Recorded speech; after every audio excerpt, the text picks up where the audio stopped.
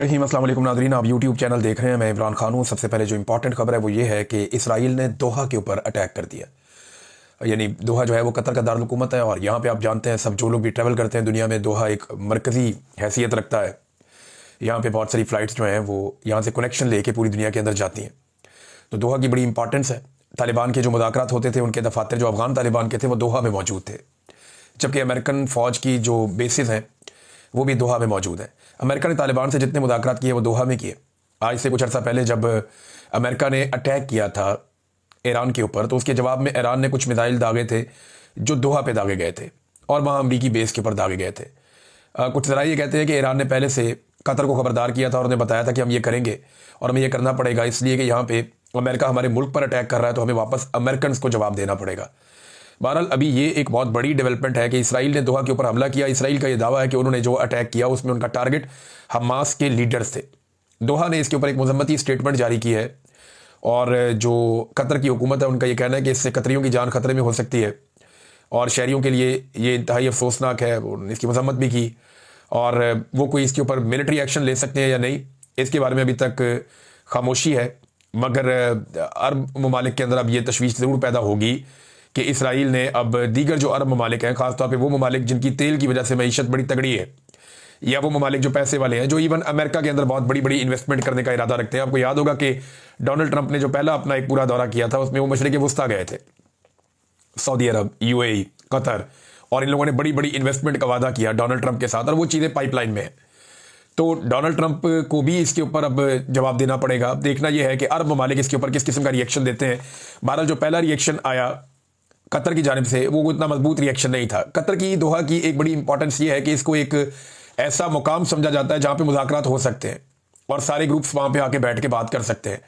तो इसराइल की जानिब से एक ऐसी जगह पे अटैक, ये एक बड़ा इंतहाई कदम है। इसमें खलीलुल हया एक हमास के लीडर हैं, उनकी शहादत की इतला आ रही है। इसराइल जो है उसके ऊपर बहुत दबाव बढ़ता जा रहा है मगरबी ममालिक की जानिब से भी। अभी स्पेन ने हाल ही में कुछ इकदाम किए हैं, कुछ सहूलियात जो उन्होंने दी हुई थी इसराइल को वो ख़त्म कर दी हैं। कनाडा, फ्रांस, बेल्जियम, बाकी ममालिक आपके सामने रोज़ाना की बुनियाद पर उनके स्टेटमेंट सारे। अभी सितंबर का महीना चल रहा है, इसकी आखिरी 10 दिनों में जनरल असम्बली अक़वाम मुत्तहिदा का वहाँ पे इजलास है, बहुत सारे लोग आएंगे दुनिया भर के लीडर्स, और यहाँ अमेरिका दबाव डाल रहा है, कोशिश कर रहा है कि जो ममालिक फ़लस्तीन को तस्लीम करने का इरादा रखते हैं वो फ़लस्तीन को तस्लीम करने के इरादे से बाज रहें। अब ये वो कर पाते हैं या नहीं, लेकिन मामला वहाँ जा रहे हैं। ये जो डेवलपमेंट है आने वाले दिनों में इसमें जो भी होगा मैं आपके साथ शेयर करूंगा। अभी आ जाए फ्लड्स के ऊपर, तो पाकिस्तान में जो फ्लड की सूरत हाल है नाज़रीन, एक नया सैलाबी अलर्ट जारी किया गया है। इस अलर्ट के मुताबिक कराची समेत सिंध के मुख्तलिफ अजला में और बलूचिस्तान में बहुत बारिशें होने वाली हैं, तेज़ बारिशें होंगी।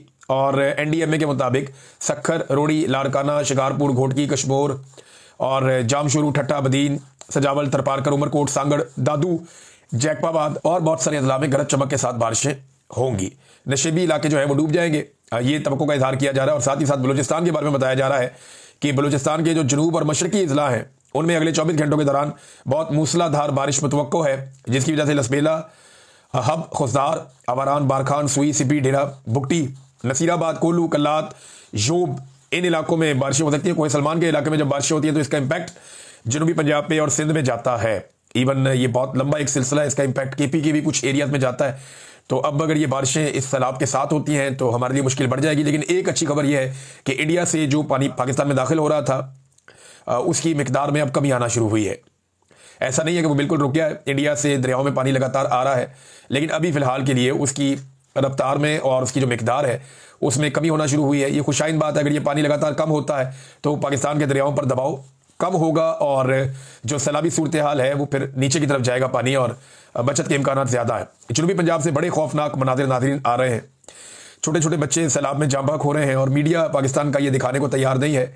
मीडिया को ये लगता है कि कोई भी नेगेटिव चीज़ अगर पाकिस्तान में अब दिखाई तो पाकिस्तान की मिलिट्री एस्टेब्लिशमेंट नाराज़ हो जाएगी, चैनल बंद हो जाएगा, बहुत परेशान किया जाएगा। तो मीडिया ये दिखाने की बजाय दिखा क्या रहा है, ये यानी कितनी तबाही हुई सैलाब में, कितने लोग वहाँ पे मारे गए, क्या सूरत हाल है, वो दिखाने की बजाय मीडिया दिखा रहा है कि अटियाला के बाहर जो है धक्का किसको लग गया तो थप्पड़ किसको पड़ गया। इन चीज़ों में मीडिया फंसा हुआ है।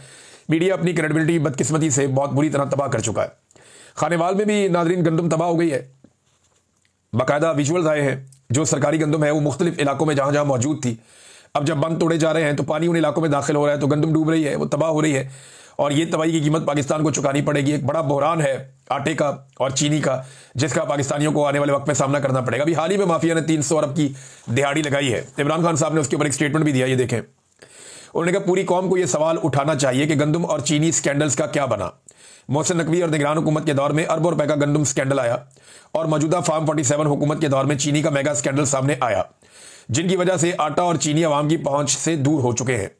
क्या इन स्कैंडल्स की तहकीकात हुई या इस मार्शल लॉ में चोरों के लिए आम माफी का ऐलान है? इमरान खान साहब बड़ा कैटेगोरिकली खुलकर कहते हैं कि यह मार्शल लॉ है। इमरान खान साहब की बहनें दोबारा गई आज अडियाला जेल। इमरान खान से मुलाकात का दिन था। वहां पे हमारे कुछ जर्नलिस्ट हैं, उनके ऊपर पुलिस ने टॉर्चर किया। देखिए, कल जो हुआ वो नहीं होना चाहिए था। जिस अंदाज में सवाल किया जाता है, तस्दीक की जाती है, बदतमीजी की जाती है, वो तरीकाकार भी गलत है। और दूसरी जानिब से अगर इस्तेमाल किया जाता है, एक्शन किया जाता है, तो वो तरीकाकार भी गलत है। तो इनसे अवॉइड करना चाहिए। पाकिस्तान तहरीक इंसाफ को यह समझना चाहिए कि एक ट्रैप बिछाया जाता है जगह जगह उनके लिए, और उनके कारकुन जज्बाती होकर उस ट्रैप में आ जाते हैं। अब ये सबको नजर आ रहा है कि हो क्या रहा है। आज जो शेख आगा सरवर है वो बता रहे थे कि मैं तो बचा के इसको जर्नलिस्ट को साइड पे ले गया, जिसके बारे में पाकिस्तान तहरीक इंसाफ को इस बात की तकलीफ है कि ये बहुत बदतमीजी करता है। वहां पे कहता है मैं उसको साइड पे ले गया तो एक बंदे ने आके मुझे धक्का देकर उसको छुड़ाया कि तुम क्यों इसको बचा रहे हो। और वो कहते हैं जी मुझे ऐसा लगता है कि जैसे पूरी एक मनसूबाबंदी के तहत ये प्लान करके आते हैं कि सारे मामले को खराब करना है। और जो अल्फाज और जो जुमले बताए हैं जर्नलिस्ट, मैं बात कर रहा था एक दो लोगों से, उन्होंने कहा जी बड़ी बदतमीजी वाले अल्फाज इस्तेमाल करते हैं और बहुत अजीब तरीके से बात करते हैं। यानी मरे हुए को क्या मारना, जाके ताकतवर हुक्मरान से सवाल करो, उनकी आंखों में आंखें डालकर सवाल करो। जैसे मैं करता था सवाल, जब इनका तोती बोलता था इस मुल्क में तो मैं इनके सामने खड़ा होकर सवाल करता था। 7 मरतबा तो इन्होंने मुझे मुअत्तल करवाया, नौकरियों से निकलवाया बार बार। पहले भी पुरानी बात है जब मैं रिपोर्टिंग करता था। तो ये कलमा हक अगर कहना है तो जालिम हुक्मरान के सामने कहना है। एक मजलूम बहन से जाकर आप क्या पूछते हैं? आज अलीमा खान ने जवाब भी दिया जो सवाल उठाए जा रहे थे, और बड़ा कैटेगोरिकली उन्होंने कहा जी कि कोई चीज है तो सबूत है मेरे खिलाफ लेकर आए आप, और हम तो सिर्फ अपने भाई के लिए आती हैं। अब अलीमा खानम वहां पहुंची तो उस्मान चौधरी और हसनैन रफीक साहब की, देखिए डिजिटल मीडिया ही कवरेज करता है पाकिस्तान तहरीक इंसाफ की। तहरीक इंसाफ को यह बात समझनी पड़ेगी कि उनकी कवरेज नहीं की जाती रेगुलर मीडिया की जानिब से। अगर रेगुलर मीडिया आता भी अपने कैमरे लेकर तो वो जो भी कवर करके ले जाते हैं वो उसमें से कोई कीड़ा निकालते हैं, कोई नेगेटिव चीज ढूंढते हैं और उसको टीवी पे चलाने की कोशिश की जाती है। अदरवाइज कोई भी पॉजिटिव खबर या उन्होंने क्या कहा, वो क्या कहना चाहते हैं या उनका मौक़िफ़ क्या है, पाकिस्तान तहरीक इंसाफ का नहीं चलता पाकिस्तान के मीडिया पे। ये तो बिल्कुल एक क्लियर है और एक सच्चाई है, हम सब इसको जानते हैं। तो जब वो चला ही नहीं सकते तो वो आते क्यों है? ये पाकिस्तान तहरीक इंसाफ को चाहिए कि वो पाकिस्तान के मीडिया को, जैसे आप इन्विटेशन देते हैं ना कि मीडिया आए और कवरेज करे, तो पाकिस्तान तहरीक इंसाफ को कहना यह चाहिए कि मीडिया ना आए और कवरेज ना करे। उसकी वजह यह है कि भाई जब वो आपने कवरेज करके भी नहीं चलानी तो फिर आपके आने का फायदा क्या? पाकिस्तान तहरीक इंसाफ की जो कवरेज है वो सारी डिजिटल मीडिया के लोग करते हैं और सोशल मीडिया के जरिए से पूरे पाकिस्तान में उनकी आवाज पहुंचती है। डिजिटल मीडिया बताता है कि जनाब पाकिस्तान तहरीक इंसाफ के लीडर्स ने आज ये कहा वो कहा, और वो सारी चीजें होती हैं। अब उस्मान चौधरी और हसनैन रफीक साहब ये दोनों, इन पे तशद्दुद भी किया, पुलिस ने इनका सामान भी छीन लिया। अब ये डिजिटल मीडिया के हमारे जर्नलिस्ट हैं, क्या सहाफ़ी इसके ऊपर एहतजाज करेंगे? क्या सहाफ़ती तंजीमें ये कहेंगी कि पुलिस ने इन पर टॉर्चर क्यों किया, इनका सामान और इनकी चीज़ें क्यों छीनी? बार बार पुलिस ने ज्यादती की है। मैं कल कुछ नाम लेना भूल गया था, समीना पाशा साहबा को नौकरी से निकाला हुआ है, काशी वबासी का प्रोग्राम बंद किया हुआ है। इस पर कौन आवाज़ उठा रहा है, कौन एहतजाज कर रहा है? कोई भी नहीं कर रहा। एस्टेब्लिशमेंट जिसके खिलाफ है उसके हक में सहाफ़ी तंजीमें भी नहीं निकलती। मुझे जबरी तौर पर लापता किया, कौन निकल के क्या किया किसी ने? चंद एक जगहों पे मेरी अपनी फैमिली के लोग बताते कहते यार कुछ भी नहीं, लोग मीडिया तो तेरा खड़ा ही नहीं होता था। तो हम हर जगह जाते थे, हर जगह पे जाके हमने मीडिया के लिए आवाज उठाई है। शहीद अरशद शरीफ के लिए उन्होंने क्या किया मीडिया ने? हमारे जमील फारूकी साहब हैं, कितने अच्छे इंसान है वो। जमील फारूकी के साथ देखें क्या हरकत की इन्होंने। वो हंसता खेलता नौजवान है, उसको इतनी बदतमीजी की, उसको वहां पे कपड़े उतारे उसके, सारा कुछ, लेकिन उसके लिए किसी ने कोई एहतजाज किया नहीं किया। बदकिस्मती है ना ये। तो जहां पे एस्टेब्लिशमेंट चाहती है वहां पे तंजीमें भी इकट्ठी होकर एहतजाज कर देती है। थोड़ा सा तंजीमों को चाहिए अपने पैरों पे खड़े हो जाएं और अपनी सहाफ़ती बरादरी को इकट्ठा करें, वरना हम डिवाइड होते होते बहुत कमजोर हो जाएंगे। अलीमा खानम जो जेल के बाहर आई, कारकुनों की बहुत बड़ी तादाद पहुंची और उन्होंने मुतालबा किया कारकुनों ने कि अलकादर वाला केस इस्लामाबाद हाई कोर्ट फौरी तौर पर मुकर्रर करे, क्योंकि अलकादर में अगर इमरान खान साहब बाहर आते हैं तो फिर वो उनकी रिहाई हो जाएगी। लेकिन उनकी रिहाई से पहले कोशिश की जाएगी कि तोशाखाना 2 के अंदर उनको सजा सुना दी जाए। फिर जब तक उसके अंदर रिहाई होगी तब तक कोशिश की जाएगी कि कुछ ना कुछ करके किसी और पंगे में इमरान खान साहब को 9 मई में कहीं और डाल दिया जाए। असल में अलीमा खानम ने बताया कि मुझे जो अंडा मारा गया है ना, ये एक बदला लिया गया है, एक रद्द अमल है इस बात का कि जो मैंने एक ट्वीट बाहर पहुंचाई थी इमरान खान साहब की आसिम मुनीर के बारे में, जो बहुत सख्त ट्वीट थी, ये उसका रद्द अमल है। कि इमरान खान ने मेरे से जो बातें की मैंने बाहर आके बता दी आसिम मुनीर के बारे में, और वो बातें एक ट्वीट के अंदर इमरान खान साहब की डल गई, और उस ट्वीट का बदला था ये अंडा जो मेरे से लिया गया है, ये अलीमा खानम साहबा ने कहा। और साथ ही जो है वो इमरान खान साहब की एक और बात उन्होंने बताई कि इमरान खान ने कहा कि जो पार्लियामेंटेरियंस हैं पाकिस्तान तहरीक इंसाफ के, वो सिर्फ मुलाकात के दिन नहीं बल्कि तारीख के दिन भी आया करें, क्योंकि इमरान खान साहब पर सख्तियां बहुत ज्यादा बढ़ा दी गई हैं। अब नाज़रीन, सख्तियां एक तरफ बढ़ रही हैं, दूसरी तरफ दुनिया एक पैगाम दे रही है जो पाकिस्तान को समझ नहीं आ रही, ना पाकिस्तान में आवाम को समझ आ रही है ना हुक्मरानों को समझ आ रही है। लेकिन जिस दिन ये समझ आ गई तो फिर सबको लग पता जाएगा। नेपाल का वज़ीर आज़म केपी शर्मा जो है वो फारिग हो गया है, और हुआ क्यों? देखें, जो सिंपल खबर चल रही है ना वो ये चल रही है कि नेपाल में जनाब सोशल मीडिया बंद कर दिया गया, और उसकी वजह से एहतजाज हुआ। एहतजाज के अंदर 19 लोग मारे गए, और एहतजाज की शिद्दत में इजाफा हुआ, और नौजवानों की बहुत बड़ी तादाद ने अटैक कर दिया हुकूमत के ऊपर। पुलिस और फौज बेबस हो गई, और फिर वज़ीर आज़म भी मुस्ताफ़ी हो गया, वज़रा भी मुस्ताफ़ी हो गए। एक खबर यह दी जा रही है। लेकिन अगर आप थोड़ा सा स्टडी करें ना तो ये एक पैटर्न है पूरा।